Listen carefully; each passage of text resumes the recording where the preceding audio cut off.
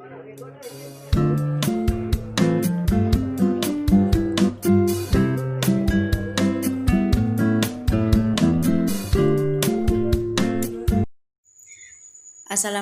warahmatullahi wabarakatuh. Nama saya Siti Hardianti, NIM T2017-7091. Di sini saya akan membahas tentang pengertian tugas belajar, tujuan program tugas belajar, dan sifat tugas belajar. Untuk yang pertama, pengertian tugas belajar adalah penugasan yang diberikan oleh penjabat yang berwenang kepada pegawai negeri sipil untuk melanjutkan jenjang yang lebih tinggi di dalam negeri maupun di luar negeri.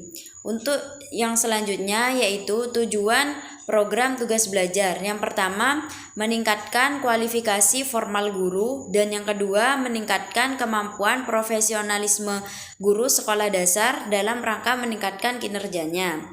Untuk yang selanjutnya yaitu sifat tugas belajar. Yang pertama, diberikan secara selektif, dan yang kedua, mengikat. Untuk yang ketiga yaitu waktu penyesuaian studi terbatas. Terima kasih, sekian dari saya. Assalamualaikum warahmatullahi wabarakatuh. Perkenalkan, nama saya Erika Fitriana, NIM T2018-7002. Di sini saya akan menjelaskan tentang hak peserta tugas belajar, kewajiban peserta tugas belajar, dan sanksi peserta tugas belajar. Yang keempat yaitu hak peserta tugas belajar.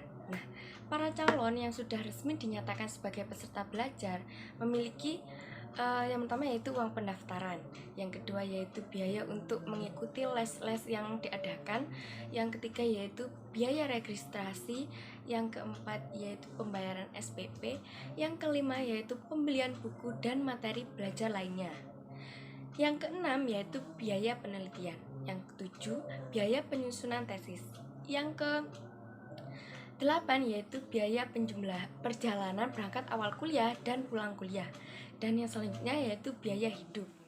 Yang kelima yaitu kewajiban peserta tugas belajar.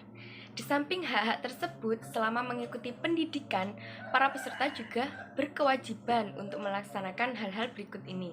Yang pertama yaitu belajar secara sungguh-sungguh dan berupaya agar dapat menyelesaikan program pendidikannya dengan tepat waktu. Nah, yang kedua yaitu menyampaikan rencana dan hasil studi kepada kepala sekolahnya masing-masing. Yang ketiga yaitu menyampaikan laporan kemajuan secara periodik kepada kepala sekolahnya masing-masing dan pemberian tugasnya.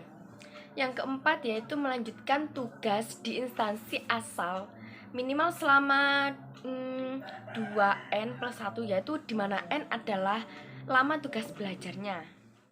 Nah, yang selanjutnya yaitu sanksi peserta tugas belajar. Nah, agar tugas belajar betul-betul diselesaikan dengan benar dan tepat waktu, maka diperlukan adanya sanksi. Sanksi-sanksi berikut untuk tugas belajar yaitu yang pertama, jika tidak dapat menyelesaikan studinya dengan tepat waktu, maka mereka itu harus menggunakan dengan biaya sendiri. Maksudnya di sini ketika mereka digratiskan untuk menempuh studi dalam jangka waktu sekian dan mereka tidak menyelesaikan dalam waktu yang telah ditentukan, maka mereka itu harus membayar studinya dengan biaya mereka sendiri. Nah, yang kedua yaitu apabila setelah menyelesaikan studi yang bersangkutan meninggalkan tugas proyek semula, yang bersangkutan itu harus mengembalikan biaya studi yang telah digunakan. Assalamualaikum warahmatullahi wabarakatuh. Saya Dewi Fatma Kumala, NIM T2018-7036, Prodi Tadris Matematika IAIN Jember. Langsung saja, di sini saya akan menjelaskan tentang pengertian in-service training. Apa sih in-service training itu? In-service training adalah suatu usaha pelatihan atau pembinaan yang memberi kesempatan kepada seseorang yang mendapat tugas jabatan tertentu. Dalam hal tersebut adalah guru, untuk mendapat pengembangan kinerja. In-service training juga bisa dikatakan sebagai suatu program sekaligus metode pelatihan dan pendidikan dalam jabatan yang dilaksanakan dengan cara langsung bekerja di tempat untuk belajar dan meniru suatu pekerjaan di bawah. In-service training diberikan kepada guru-guru yang dipandang perlu meningkatkan keterampilan pengetahuan sesuai dengan perkembangan ilmu pengetahuan, khususnya di bidang pendidikan. Jadi, dalam hal ini, in-service training dapat diartikan sebagai usaha meningkatkan pengetahuan dan keterampilan guru dalam bidang tertentu sesuai dengan tugasnya, agar dapat meningkatkan kinerja dan mempertahankan profesionalismenya dalam melakukan tugas-tugas tersebut. Selanjutnya, saya akan menjelaskan tujuan in-service training. Pendidikan in-service atau jabatan atau latihan-latihan semasa berdinas dimaksudkan untuk meningkatkan dan mengembangkan secara kontinu pengetahuan, keterampilan-keterampilan, dan sikap-sikap para guru dan tenaga-tenaga kependidikan lainnya guna mengefektifkan dan mengefisiensikan pekerjaan jabatannya.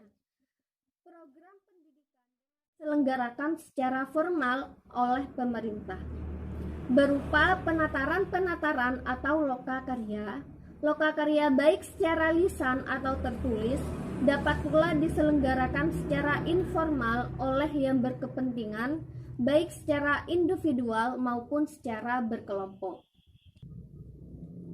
Secara umum, tujuan kegiatan in-service training adalah sebagai berikut. 1. Meningkatkan produktivitas kerja. Kedua, meningkatkan efisiensi. Ketiga, mengurangi terjadinya berbagai kerusakan. Keempat, mengurangi tingkatan kecelakaan dalam pekerjaan. Kelima, meningkatkan pelayanan yang lebih baik. Jadi, yang tadi saya sebutkan adalah tujuan utama atau tujuan umum dari in-service training. Assalamualaikum warahmatullahi wabarakatuh. Assalamualaikum warahmatullahi wabarakatuh. Perkenalkan, saya Faiz Faiko, NIM T 2018-7031. Di sini saya akan melanjutkan pembahasan yaitu manfaat kegiatan in-service training. Nah, menurut Shimamura menyebutkan manfaat-manfaat yang diperoleh dari diadakannya pendidikan dan pelatihan atau yang biasa disebut dengan diklat, yaitu yang pertama, meningkatkan kualitas dan kuantitas produktivitas. Yang kedua, mengurangi waktu belajar yang diperlukan karyawan untuk mencapai standar-standar kinerja yang ditentukan. Yang ketiga, menciptakan sikap, loyalitas, dan kerjasama yang lebih menguntungkan. Yang keempat, memenuhi persyaratan perencanaan sumber daya manusia. Yang kelima, mengurangi jumlah dan biaya kecelakaan kerja. Nah, yang terakhir, membantu karyawan dalam peningkatan dan pengembangan pribadi mereka. Sedangkan menurut Siagian menyebutkan manfaat yang diadakan program diklat menjadi dua, yaitu yang pertama manfaat bagi perusahaan atau instansi. Menurut Siagian, manfaat bagi perusahaan atau instansi itu peningkatan produktivitas kinerja organisasi sebagai keseluruhan, antara lain karena tidak terjadinya pemborosan, karena kecermatan melaksanakan tugas yang melaksanakan kegiatan yang berbeda dan bukan spesialistik, sehingga organisasi bergerak sebagai satu kesatuan yang utuh. Kemudian terwujudnya hubungan yang serasi antara atasan dan bawahan, antara lain karena adanya pendelegasian wewenang, interaksi yang didasarkan pada sikap dewasa baik secara teknik maupun intelektual. Kemudian terjadinya proses pengembalian keputusan yang lebih cepat dan tepat, meningkatkan kesempatan kerja seluruh tenaga kerja dalam organisasi, dalam komitmen organisasional yang lebih tinggi, mendorong sikap keterbukaan manajemen melalui penerapan gaya manajerial partisipasi, memperlancar jalannya komunikasi yang efektif, menyelesaikan konflik secara fungsional yang dampaknya adalah tumbuh suburnya rasa persatuan dan suasana kekeluargaan anggota organisasi. Kemudian manfaat bagi para pegawai. Menurut Syagian, manfaat bagi para pegawai itu yang pertama, membantu pegawai membuat keputusan yang baik. Yang kedua, meningkatkan kemampuan para pekerja menyelesaikan berbagai masalah yang dihadapi. Kemudian terjadinya internalisasi dan operasionalisasi faktor-faktor motivasi. Kemudian timbulnya dorongan dalam diri para pekerja untuk terus meningkatkan kemampuan kerjanya. Kemudian peningkatan kemampuan pegawai untuk mengatasi stres, frustasi, dan konflik yang nantinya bisa memperbesar rasa percaya diri.